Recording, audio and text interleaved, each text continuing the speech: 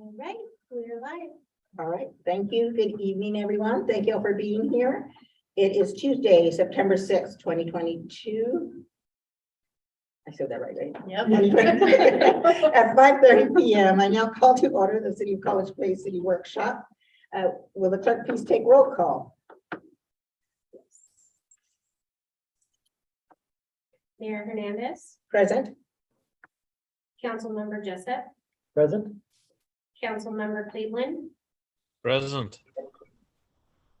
Councilmember Espinoza, Present.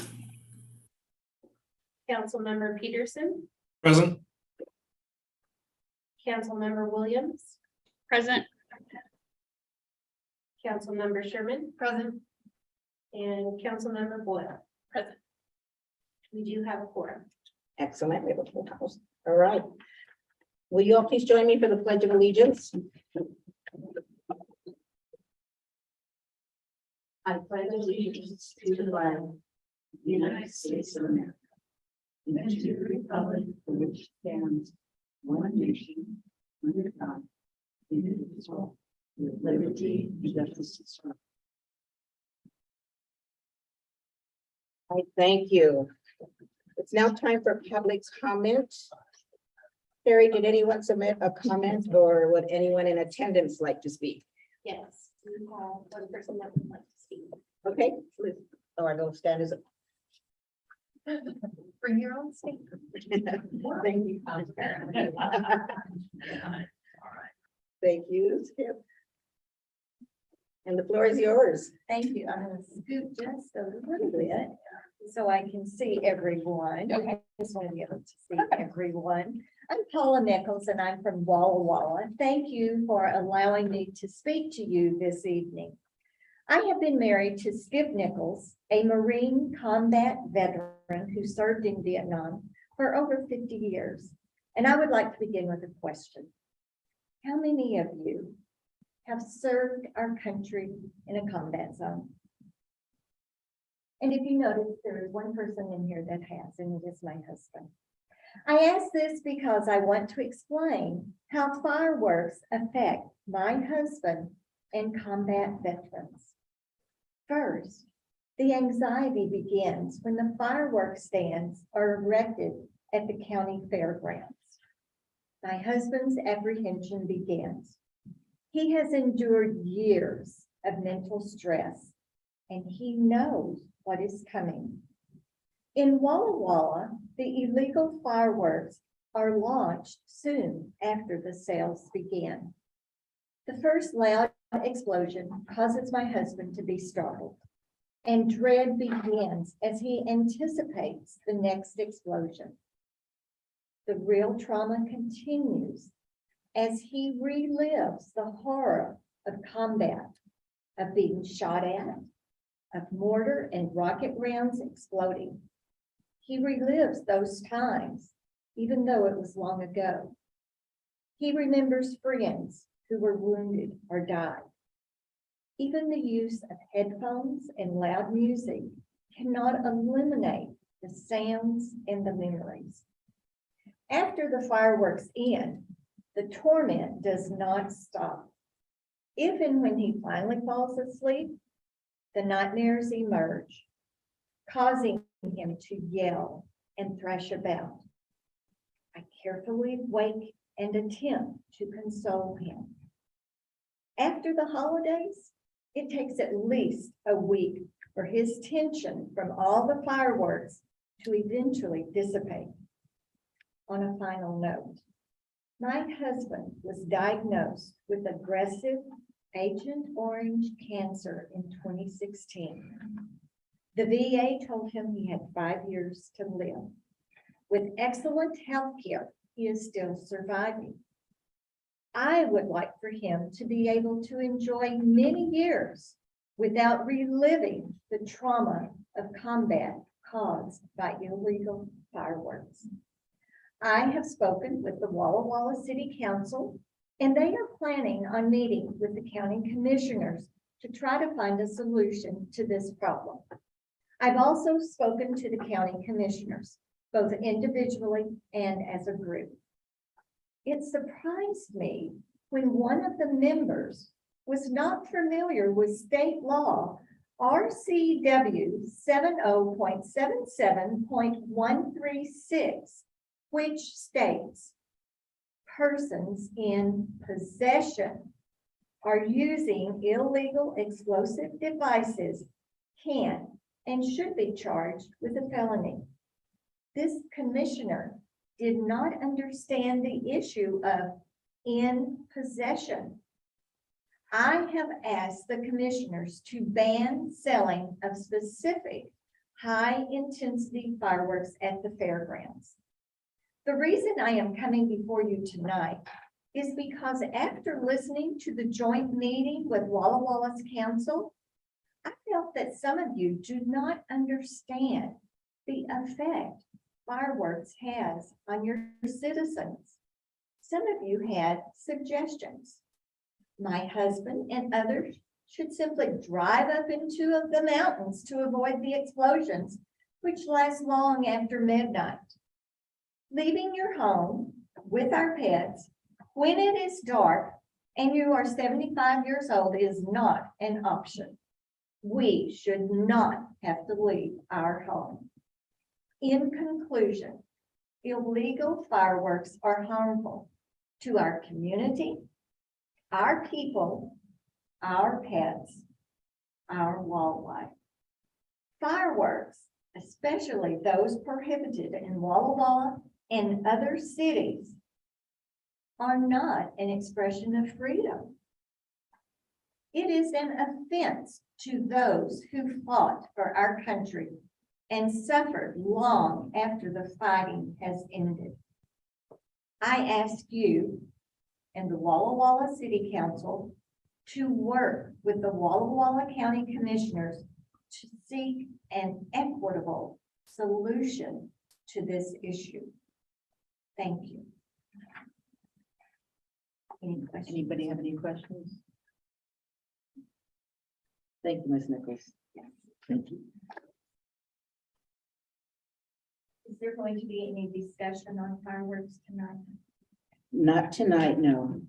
Not on our, no, it's not on our agenda.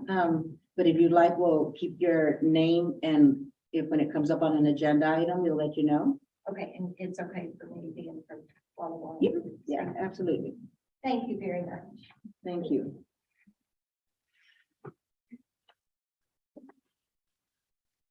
Thank you, Mr. Nichols. Yeah.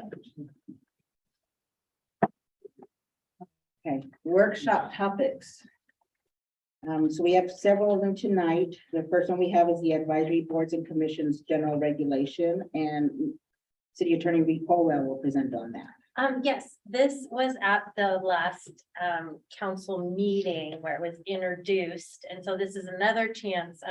We had some comments and questions from council members about improving really the process we go about in how we administer our boards and commissions. And so this is an opportunity for council members to discuss anything further that they want to in regards to this before we present it for final consideration.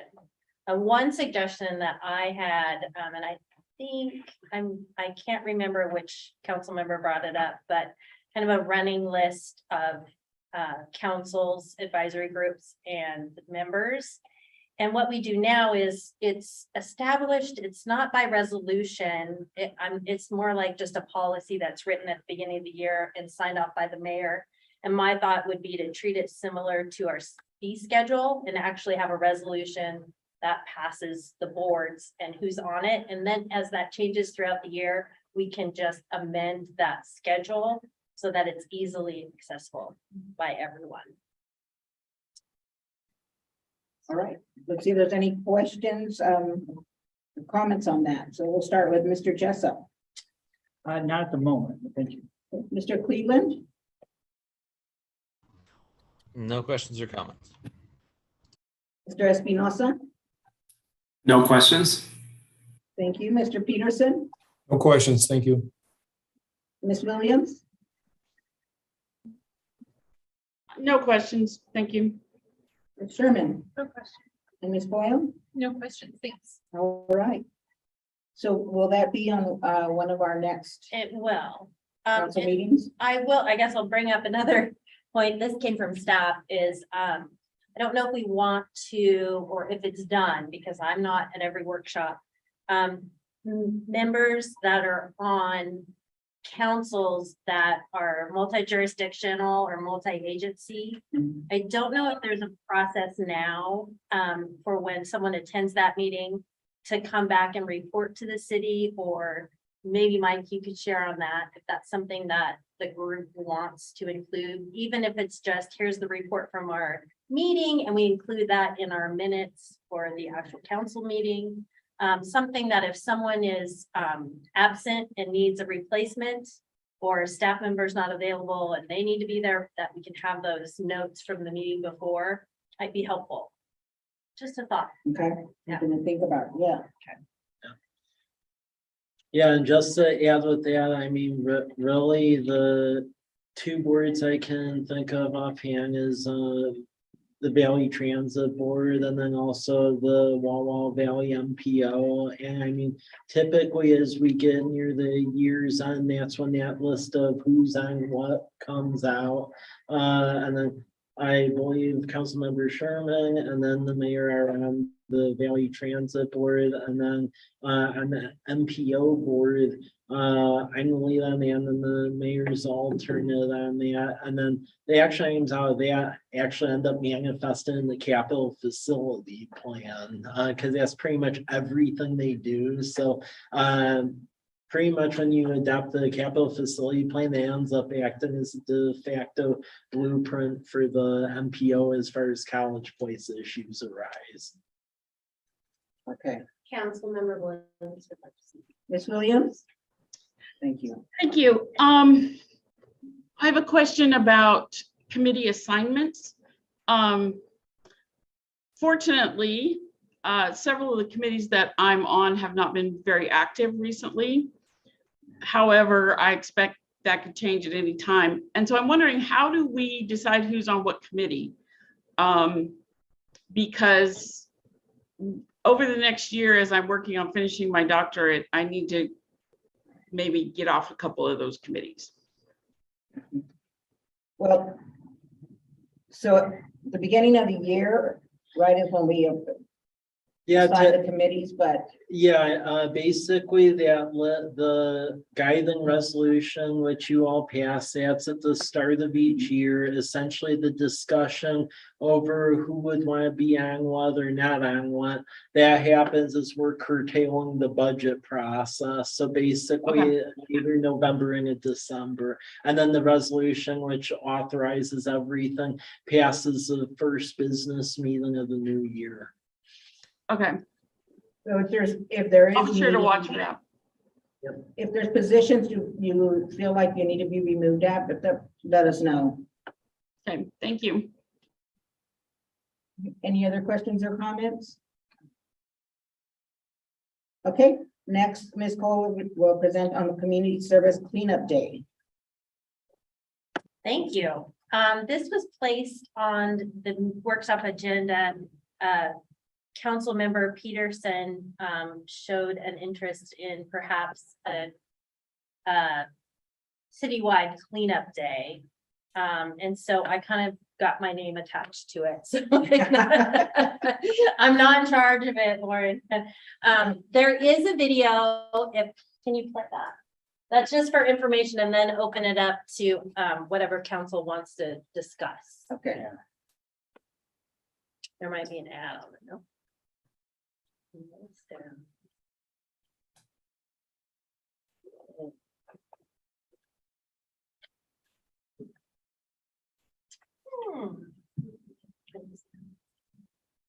Okay, No sound. no sound. It's the community cleaning up there. Mhm. Yeah, but it's I think- basically, oh, go ahead.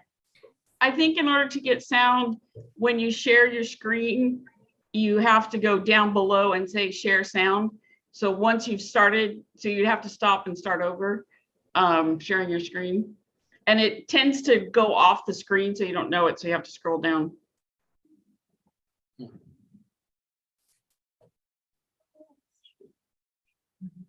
No worries if you can't.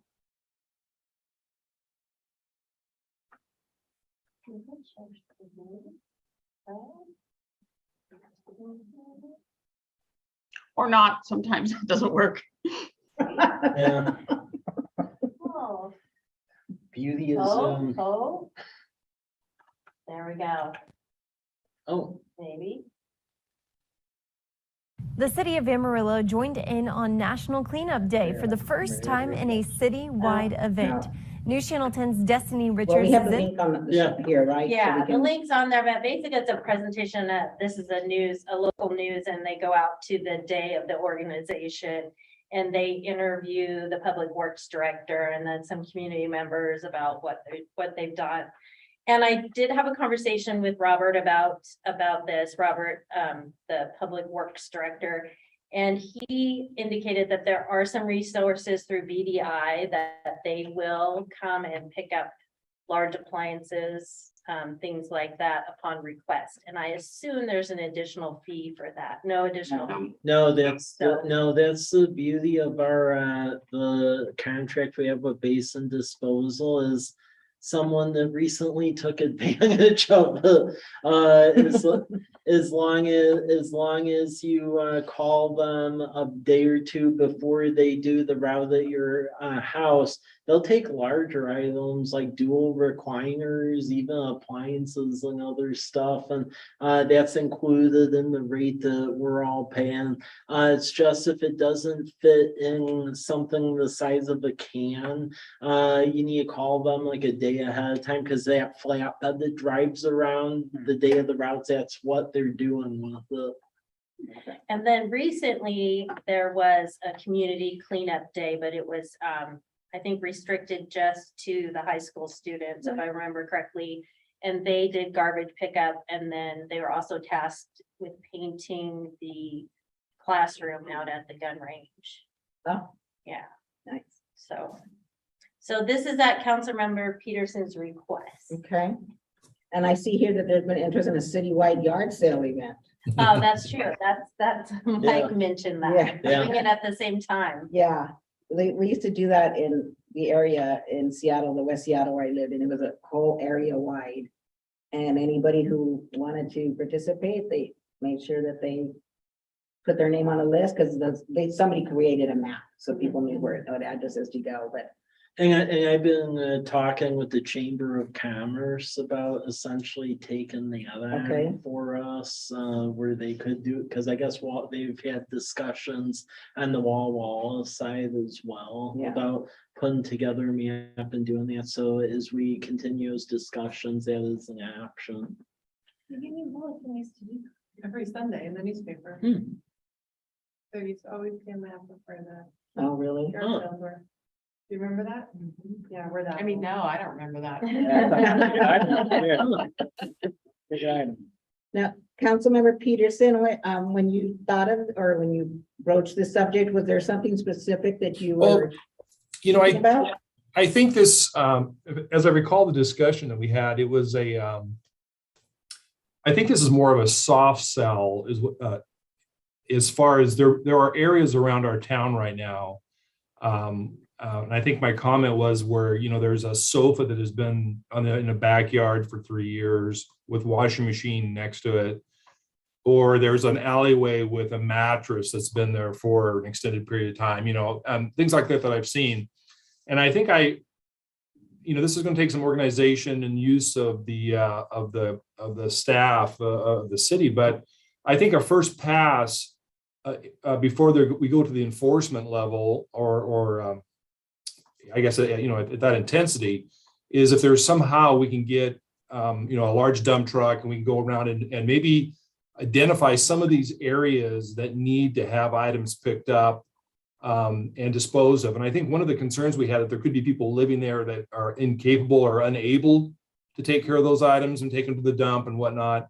And so cleanup day is great. I think it's something also, though, it's probably a very, like I say, a soft first pass. Can we address this issue, in your driveway or in your backyard or whatnot?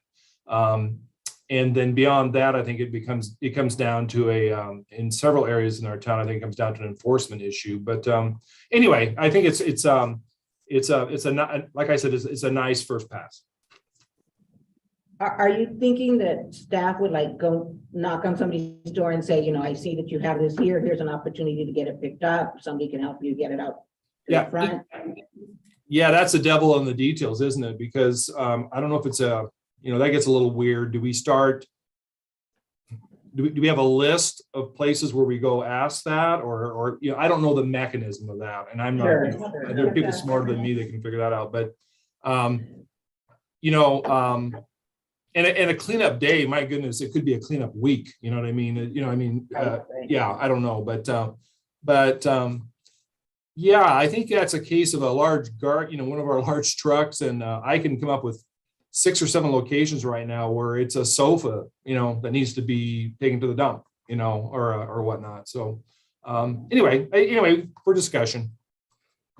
Councilmember Jessup? Yeah, if you don't mind, I had a question and a comment for me. First of all, I want to make sure that I comment and say thank you to all who are involved with College Place High School and getting that coordinated for the high school community. I know you gave them, I know, Robert, you guys are giving them tools and support and that kind of stuff, and Mayor and Mike and all who are involved. So thank you. It seemed like it went well. All right. And you got out of there without any injuries. So, logistically, it's liability. The principals are like, so first of all, thank you. And so that's a lot of coordination, a lot of effort, a lot of work, a lot of hands. With that leads into my question too, and I think I'm with Councilmember Peterson. Like, I wonder if it's a matter of communication, and I haven't mentioned people are coming in and trying to getting the water reduction resources and that kind of stuff. So obviously they're reading the monthly newsletter. Is it? I don't know this answer, but is it a matter of education? Of like, hey, I don't know if you knew this, but Basin will come pick it up. I don't know if they just don't know. Is it a sense of like you talked about before? Sure, great, but I can't carry that couch out there. So I'm wondering, it doesn't seem like we're jumping straight to the whole day, but it's just a matter of wondering if it's first steps first is education and support before we go full citywide. Yeah. Although I'm a fan of civic engagement.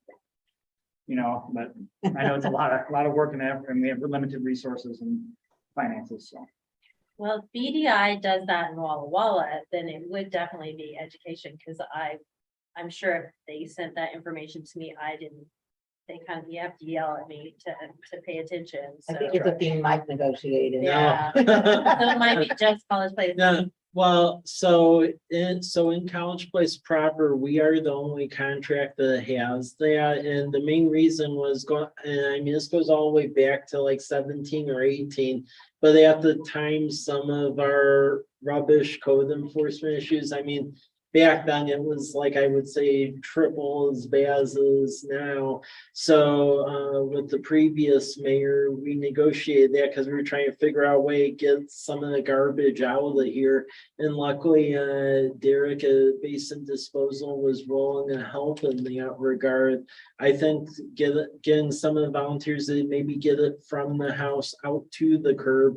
I've talked with David Lopez at Center for Humanitarian Engagement, and I know that there is a potential there to partner with him with like a list of addresses and maybe do like a first feeler at least to see if people are receptive or if it goes past that point. But I do think that is an option there. And then another thing is I think it may be worth it. I could contact Derek about maybe updating that flyer he put together. Like it's already been like 4 years ago, but I think a lot of people forgot that's like a thing, just because I know when I was like moving out of Birch, there were people stopping me like, oh, that's going to be like a pain to drive that dump. And it's like, no, they'll actually like take it if you just like let them know. And it's like, oh, I didn't know that. So, and it was that flyer that I learned about way back when I first moved here. Yeah, and I know after I was put my stuff, pretty much half of Birch was dumping stuff. So I think actually maybe a thing that since that time, there's been enough turnover and people living in like residential structures and just time in general, or maybe it was forgotten about. Well, I wonder if we can do some sort of social media too. Yeah. because Only homeowners are gonna eventually Sure. get that flyer or that bill, maybe. Yeah. Councilmember Williams would like to speak. Thank you. Ms. Williams. Thank you. I agree about the flyer. I keep it up on my refrigerator still, and there are plenty of people who don't seem to have ever heard of it. And when he first started, our code enforcement officer didn't know about it because he tried to come after me when I was moving out. Anyway, one of the things that I think it's a good idea not to really single people out. And so what worked really well in a couple of places back, 30 years ago was you advertise it by zone of the city, and then you have a bunch of, teenage college students, etc. And they go in groups around and they have this little short list of things that they'll do. It may be rake your leaves, it might be help you take the trash out to the curb, it might be, help you take down this old fence that's falling down, whatever. And our common one back there was hose off the house because, it got so dirty. And those were really popular, and people, what would happen is, it's kind of advertised as a cleanup day and the kids are going door to door. Well, a lot of times people they'd be out there doing their own cleanup. And then they'd say, oh, but next door, I think they need that. And so it didn't feel like people were being singled out for, oh, you're one of the bad people. Anyway, just thought. Any And other questions? they had the list so that people didn't, and it all had to be outside stuff. They didn't want people going, oh yeah, could you paint my house? Yeah, I could see a lot of poop scoop duty. Councilmember Peterson would like to speak. Councilmember Peterson. Yeah, I guess, this is going in a direction I didn't, singling people out. I think our discussion was before we call the code enforcement person to go to the door and say, clean your yard up or else. This was more of the first step to say, is there a soft sell, once again, that we can try to get the couch, the refrigerator, the washing machine. Some people don't, you're going to tell them about basin disposal, they're not going to care, and I think at some point I think part of this was to avoid singling out individuals to have the officers visit them. And so I think that's part of the mechanism. I agree with everything that has been said. Yes, we can, hose down houses and rake leaves and things, but I think hopefully, I'm at the point actually with several homes that I need to call the code enforcement to have them go because it's unsanitary. It's, it needs to be taken care of. It's not up to code. It's not up to our city regulations. And so I would just say that I think hopefully we can organize some sort of a first pass. We've got these 15 locations that probably need to be, or whatever we assembled that we need to take a look at, and then from there maybe we can go to some other raking leaves and things like that. But that's where I'm at right now, I guess, personally at least. Sure, yeah.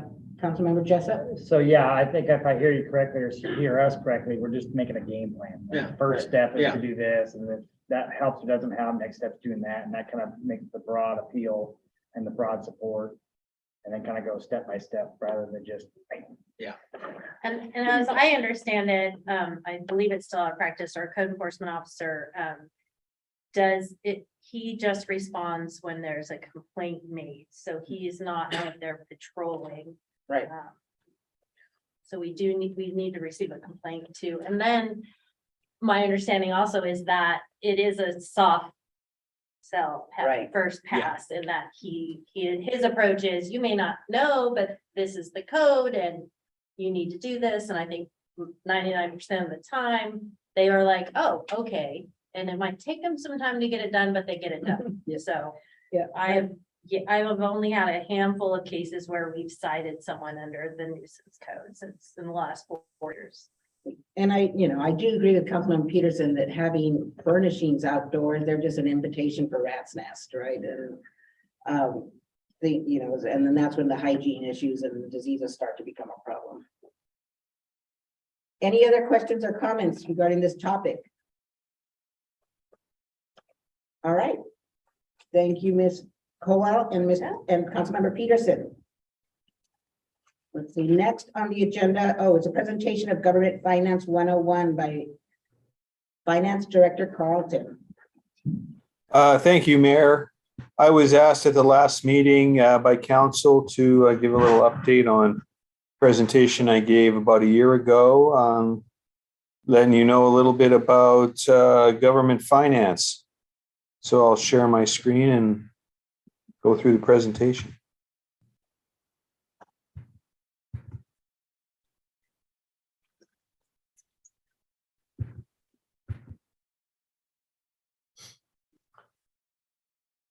All right. So the topics we'll go through start with a little discussion on generally accepted accounting principles, which in short is called GAAP.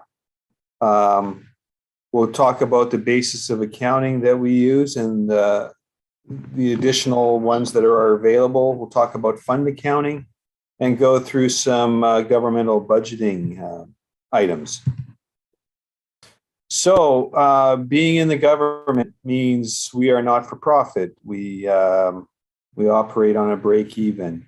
The key differences are the legal structure. There's a political process. Governments, there is no profit motive.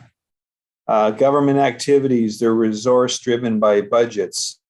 Whereas the for-profit businesses, resources driven by the free market. That's the whole supply and demand theory that we've been talking about with the latest inflation. It's hitting our economy.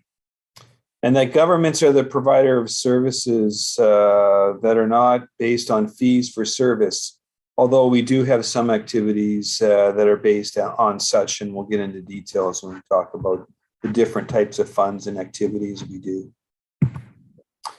Government financial statements has a number of different users: taxpayers, citizens, creditors, legislative bodies, grantors, management, and rating agencies such as Moody's and Fitch and the S&P 500. Now, general accepted accounting principles, that's the common standard and procedure set by policy boards used to record and report accounting information and compile financial statements. Also at the government level, we have a set of rules called GASB, which are the Government Accounting Standards Board, and they set rules that coincide with general accepted accounting principles.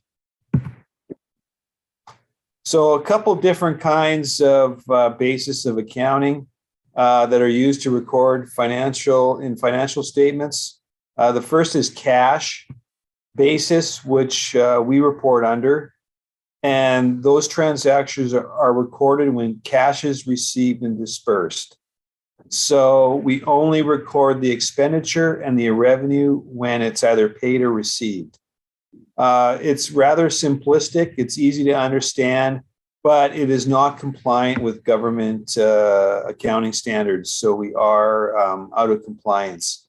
And we are the only state within the union that uses cash basis accounting.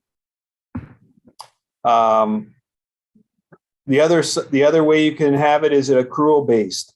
That means revenue is recorded when earned and not when received. And the same with expenses. So you do have a balance sheet which shows what your commitments are, what your assets are. And that is GAAP compliant for accrual basis.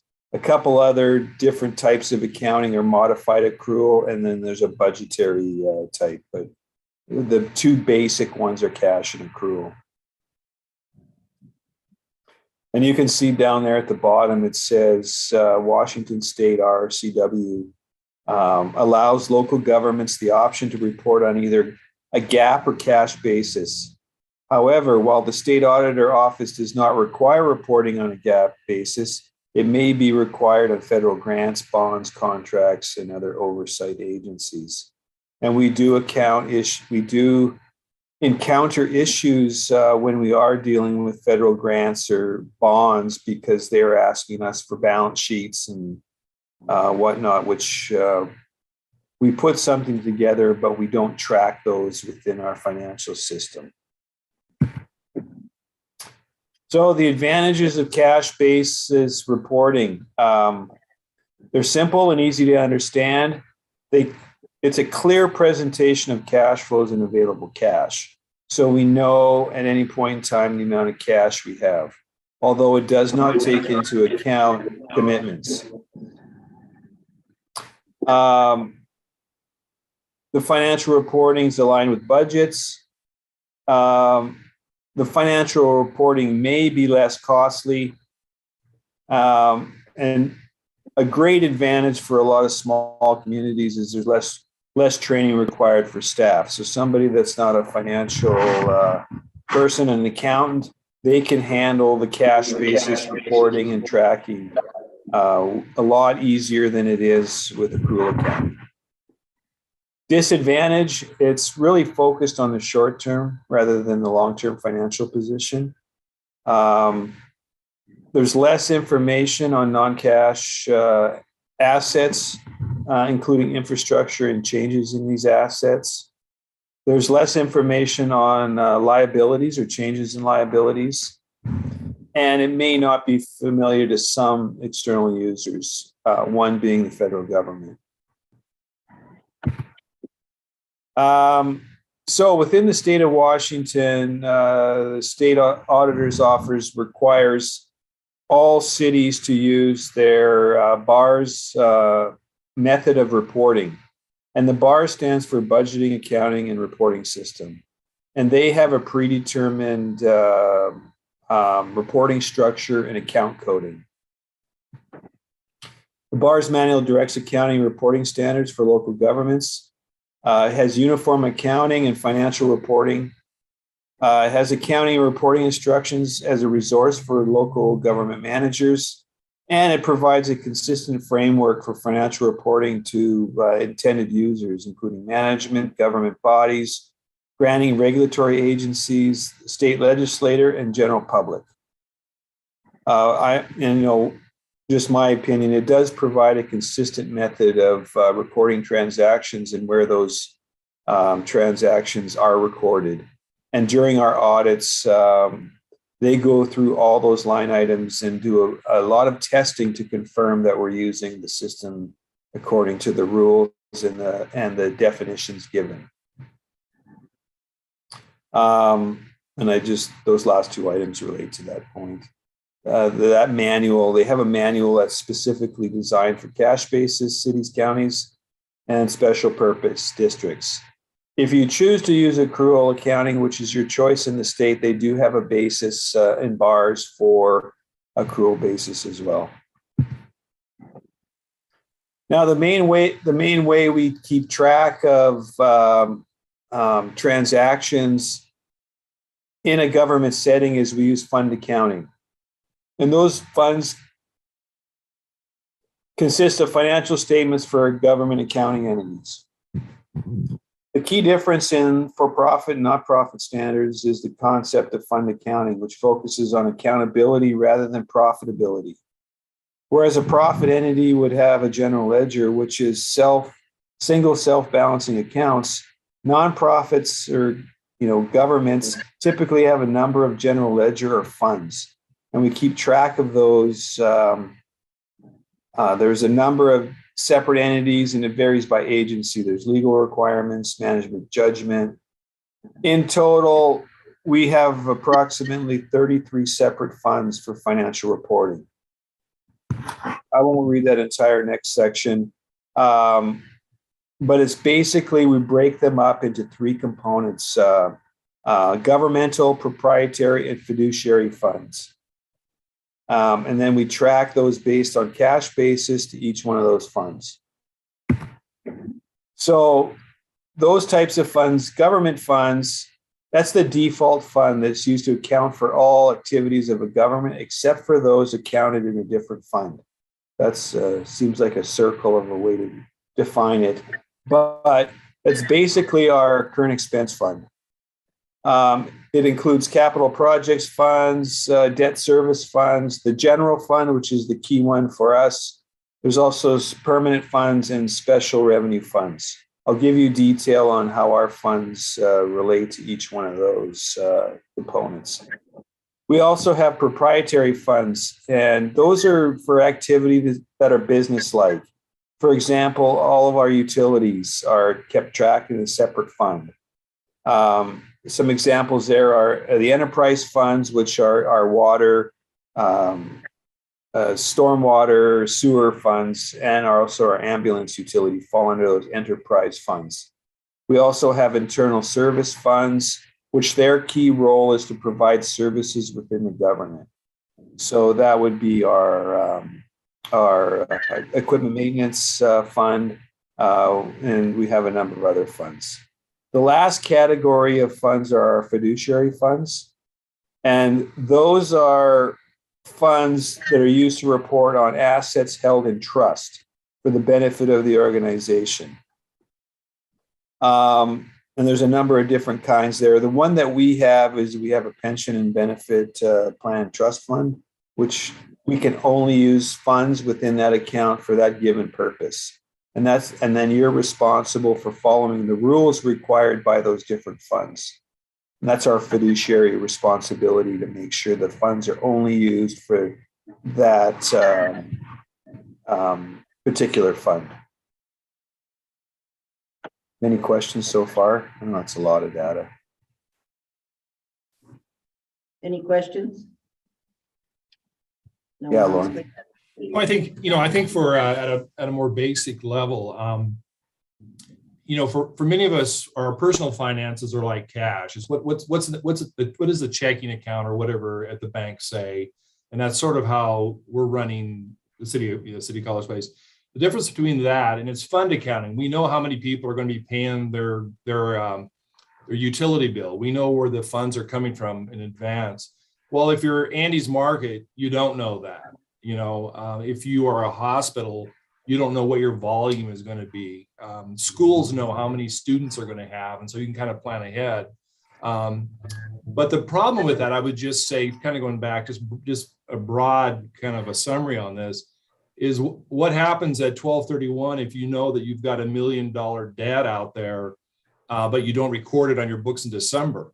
You are then presenting basically that you're in this financial position that's okay, when you knew actually that there was this debt or this liability that was out there in the future. And so I know the City of College Place, when we identify those, we do put those and record those. But it is, it's interesting. It's the difference between already knowing in advance what your revenue stream is going to be versus a wild guess at what it could be, like if you're running a general store. So anyway, I just wanted the difference between cash and accrual accounting and how it kind of relates. But anyway, thanks. Yeah, and to add to that, Lauren, we are required in our year-end financial reporting to the state auditor's office a presentation of our current debts, and then an extrapolation of what those debt payments are over the next 25 years. So indirectly, we do show that. So if you ever go online and look up the City of College Place in the SAO's FIT program, you can actually see that our liabilities are expressed. Although, they're not part of our financial system, so it's not like we have a balance sheet, which we grab those liabilities and you can see our financial position at a point in time and know what our debts are at any point in time. Here's our listing of our, I think I said 33 funds, but I think there's 34 because we added the ambulance utility fund this year. And you can see them broken down by our governmental fund, which includes our, our current expense, our reserve fund, our technology fund, and employee benefit reserve fund. We have a couple special revenue funds, which include our, oh, sorry. Oh, wow.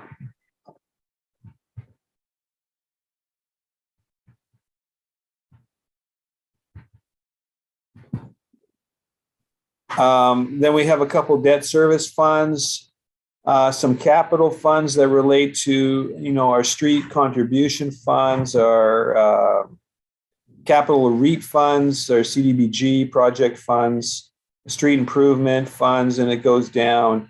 And those are, if you look at our proprietary funds, there is capital components within those proprietary funds. They're not actually treated as capital, but part of the proprietary fund. But within the proprietary areas, which if you remember are our business like, which represent as close to the government gets as a for-profit. So that's our water fund, our wastewater fund, and our stormwater funds, and ambulance utility are considered proprietary. And then you can see our internal service fund is our equipment repair and replacement, and our fiduciary is our flexible benefit plan fund. And these evolve over time. Some of those might go away at certain points in time. You might add occasionally, but it stays pretty consistent at that number. We're required under some instances to keep things separate. CDBG requires us to have a separate fund to keep track of the in and outflows of projects under that fund. Also, the REIT 1 and 2, the 305 and 306, that's another example of required funds for keeping track of those funds and those projects. We also have reserve contingencies that we have written into our code that we have set up and required to have. And those are measures of the city's financial that enables the city to defray future costs, take advantage of matching funds, and other beneficial but limited opportunity. Reserve funds provide the city with the ability to exercise flexible financial planning in deploying future capital projects. So the unreserved fund balance, that's under our current expense. You can see that we have a reserve requirement of 17% of our budgeted revenues, excluding interfund loan payments and transfers, and that we must have at least 60 days of operating and maintenance expenses for operating the city. So I'll present that at the budget, where we are at on our anticipated fund reserve balances for both the forecast and the budget. Under our debt service funds, we're required to maintain a one-year average annual debt service payment for all debts except assessment debt. When I say assessment debt, that is voter-approved debt where they've authorized us for a project or an assessment of funds that goes against the property tax assessment. And then that's automatically included in your property tax assessment every year. We have the facilities capital reserve. The city has a facilities main reserve number 315 to address unforeseen city facilities capital expenditures. We also have the REIT, and our target there is to have a balance of $300,000 at the end of each year. A couple years ago, the city established a rainy day fund, and the goal there is to have a reserve in there as the current expense fund of 10% of the annual budgeted revenues in that account. And that is, those funds in there have to be approved by council before any funds can be withdrawn or used. So we're slowly accumulating some rainy day money in that fund. The next item, we're just going to talk briefly about the budget, and that's a big thing in cash basis governments. Is the operating budget is probably the municipality's most important work product. The budget serves a number of functions. It's a legal document that gives government officials the authority to incur obligations and pay expenses. It allocates resources among departments, sets priorities and policies, and controls how much each department may spend. The budget has evolved into include more than just financial data. Mission statements, goals, and objectives convey how budget decisions relate to a wider vision for the future of the municipality. The budget can also be an evaluation tool, comparing commitments made in the previous year's budget with actual accomplishments. And not only in previous year's budget, but also the budget year to date. When we send out our financial reports each month, that includes a comparison on a percentage basis to what was budgeted for the year. And all the division department heads get that information. And then also on a monthly basis, the statements produced for council's approval include a comparison to budget. Why have a budget? Budgets play an important role for organizations of all sizes. Budgets are used in managing the operations of all sorts of different entities, including government agencies, churches, hospitals, small business, manufacturing companies. The expenditure levels in the budgets are called appropriations, and they represent spending limits. So appropriations also include amounts that are approved to spend. So if we send out a big PO for a large dollar amount, but we haven't paid for it yet, that still gets called an appropriation. And it's only an actual expenditure when it's paid. So we are aware of, when we look at POs, that how much of it has been spent, and if there's additional appropriations that have not been expended. Again, the appropriated budgets are mandatory by Washington State RCW for cities, counties, and special purpose districts. The budgets are adopted by ordinance for the city, counties by resolution, and special districts by local policy. Now, the budget affects the following managerial functions. Planning. This involves setting goals to guide decisions and help motivate employees. Directing, which involves decisions and actions to achieve budgeted goals. And then controlling, which involves comparing actual performance against budgeted goals. Here's, I won't go over every line in detail because we reviewed our budget schedule last meeting, but in effect, this is our budget process for the year. Right now, we're in the process of department heads finalizing their budget requests and their budget, I'm just blanking on the term, sorry. Their narrative for the 2023 budget. So we're getting close to that. So you can see September 12th, request to all budget heads. Well, we've pushed that ahead. They're actually due the 9th. So this must have been pulled off an old schedule. But it flows through with the final budget. It says the final budget adoption on December 31st. Ours is actually on the 12th of December. You can actually take up until the 31st of December to get your budget submitted. But we'll follow that process, and we'll stick to our schedule presented last week. A big thing for us in accounting and as finance director is financial transparency.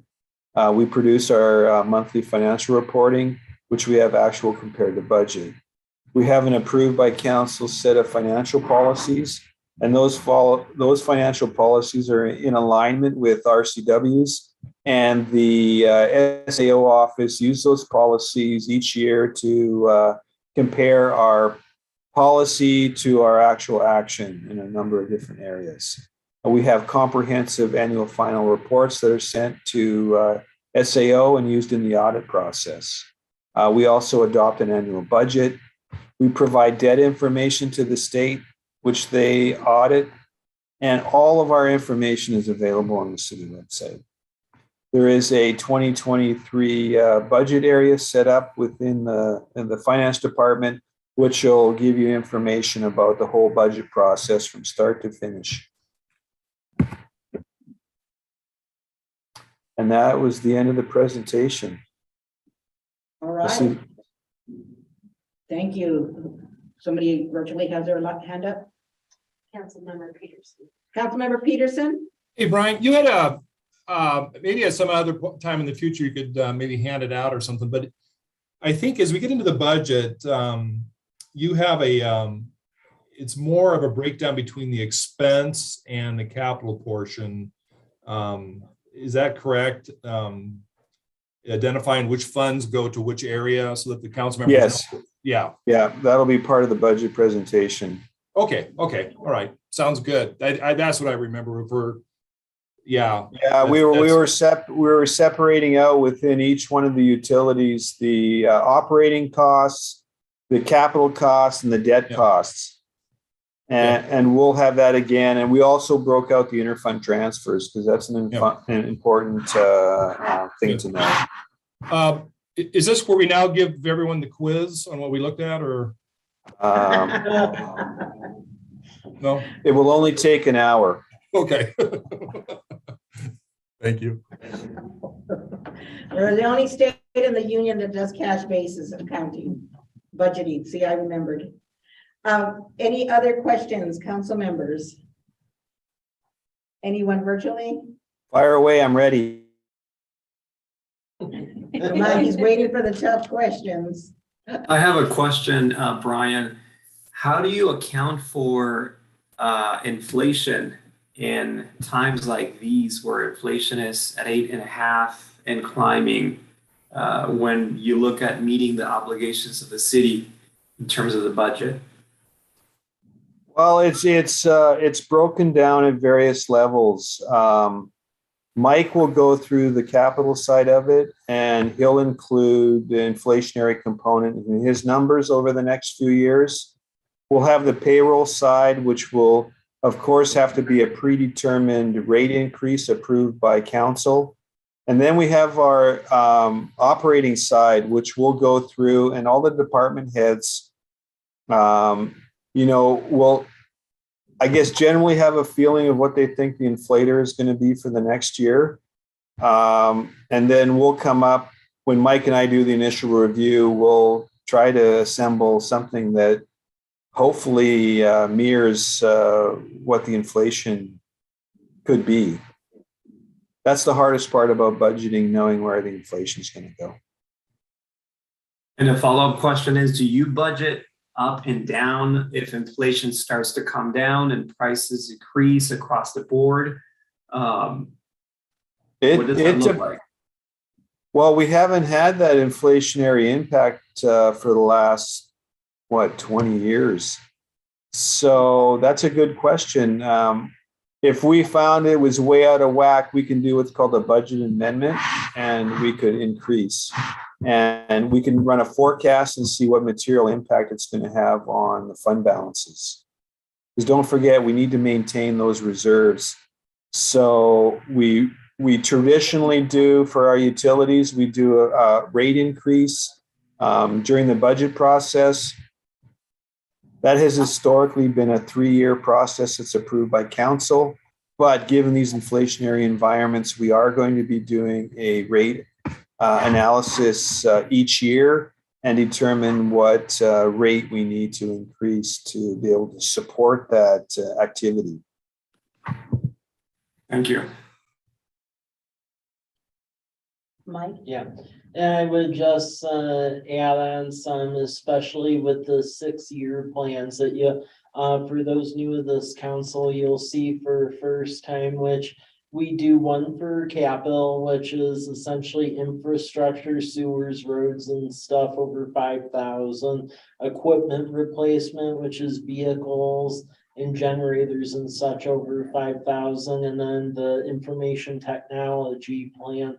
And what you can do is through Bureau of Labor Statistics website, they do have an online inflation calculator month by month, as well as a projected increase on there where you can actually map it out and they'll give you an estimate of where they think it'll go. So in the 6-year plans, that's what I've been doing. So that's why, like, if you look at, well, you'll see it, but when you look at a 6-year plan for this year versus like what was passed last year, you'll be like, whoa, that's a jump. And it's because of the inflationary cost from the BLS website, especially taking into account that was all done last year and you have this year and then plus factoring into next year. I will say going into next year, that prioritization I mentioned in the past were projects, we have that high, medium, low, as far as things that have to get done, might get done, and things that may get funded. That's going to be extra important this year because in years past, when the economy was good and the inflation wasn't wacky. In general, we were able to get grants and stuff where even if there were deviations, we were able to cover ourselves and still go through. However, with the wacky jumps I'm seeing, you could have a grant writing factory and not be able to cover the stuff that's jumping. So that high, medium, low is going to be very important going into this next year. And there's projects that will be punted, like for instance, depending on how money goes, some road projects and such, but then there's other ones where when you have what I would say a birthday cake of grants, you can't really punt. Like for instance, Lions Park, you have a project, they have 6 grants with an expiration date on them, you're in a corner at that point. So that's a sum of what we're going to have to be very careful about. Yeah, and also a little more detail. We'll also get certain informations from different agencies. AWC or WCIA will provide us their estimates for costs for insurance and our increases for the next year. So we'll incorporate those in too. And I'm sure theirs reflected an inflationary component. And we'll get some different information from different sources. The state MRSC provides us revenue estimates for the next year, and we incorporate those into the budget. So there's a bunch of different tools we use to try to, accumulate all that data and try to be as accurate as we can. Councilmember Jessup. Well, first of all, why does every entity and business and aspect of life have so many acronyms? I need another list of acronyms. Yes. You talked about before, I think Councilman Peterson and yourself talked about liabilities. You make them public on the website. I've seen them on the website, but how does that account? Is that accounted for within the budgeting and the cash system like that, the liabilities, and how's that? Well, if there's an expenditure in the year that relates to that liability, that will be included as an expenditure. So debts on a loan, those go in as the payment in that next year. Oh, but you don't see a balance sheet where you show what that total liability commitment is for that loan. So if you owe $10 million and your payment next year is $500,000, all we show is the $500,000. Yeah, because we did that several months ago, right? And we said this is a third of the overall cost, but we only saw, that's right. Okay. Right. But then we do report to the state at the end of the year what the liabilities are. It's called a Schedule 9. And if you're on that, if you're ever looking that up, that shows what our liabilities are. Thank you. Any other questions or comments? Anybody on virtually? No. Okay, thank you, Brian. Thank you. You're welcome. All right, next is going to be the salary ordinance update of Public Works Inspector with the salary range adjustments / increases. And HR Manager Sean Doran is going to report on that. All right, thank you. There are a few updates to the salary ordinance that administration is recommending. Last year, we created a new public works position, the public works inspector. And at that time, it was split between a maintenance position for public works and a public works inspector. Over the past year, almost now, it's been determined that the public work inspector duties are the majority of the position and taking up most of the time. So I did a salary study, and we are suggesting a salary increase for that position based upon that salary study. The job description has been updated to eliminate some of the maintenance duties to make sure that our public works inspector has time to focus on the inspector duties. And then the second item is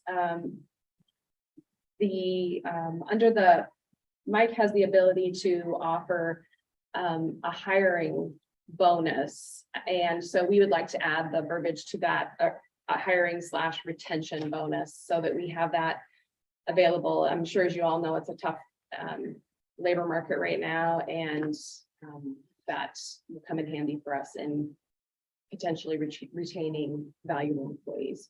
So I'm not sure if Robert has anything to add, if he's even here, I think, about the public works inspector position, or if you all have any questions.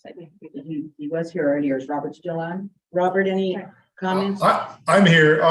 No, I mean, I guess I can touch on it a little bit. Over the last year, that public works inspector position has become an important position for me. I rely heavily on him for a lot of duties, plan review, catching things out in the field before they get too far. We're able to stop contractors and even sometimes citizens, residents, when they don't realize they can't build a 6-foot fence on the corner of a intersection or something like that. And he's been able to, catch that and stop them before they spend a bunch of money.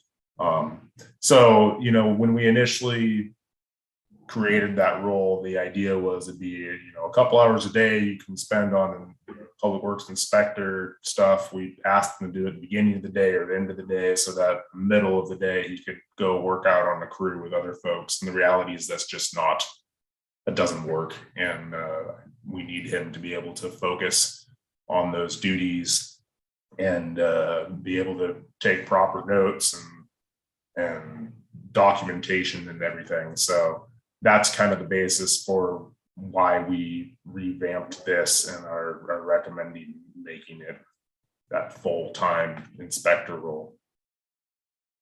Okay, thank you. Let's go to council for any questions or comments. Councilmember Jessup? Does the retention bonus come along with commitment obligation? Yeah. Yep. That's it. Good question. Councilmember Cleveland? No questions. Thank you. Councilmember Espinosa? I just want to comment that I think it's important to keep a core group of key employees always on seat. And I think this is one of those roles that we really need to have always on, so that their city is operating at its optimum level. So that's the comment I want to make. Thank you. Councilmember Peterson? No questions. Thank you. Councilmember Williams?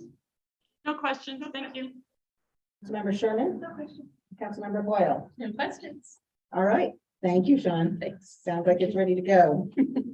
All right. That's all our workshop topics. It's like I was about to say action items. It's like, wait, no, that's what action. All right. Is there any other business for good of the order? Anybody have their hands raised on virtually? Okay. So do we have a motion to conclude the meeting, the workshop meeting? No, you all want to stick around? So move. Thank you. Is there a second? Second. Thank you. So there's no objection. The meeting is concluded at 6:39 p.m. Thank you, everyone. Have a good evening.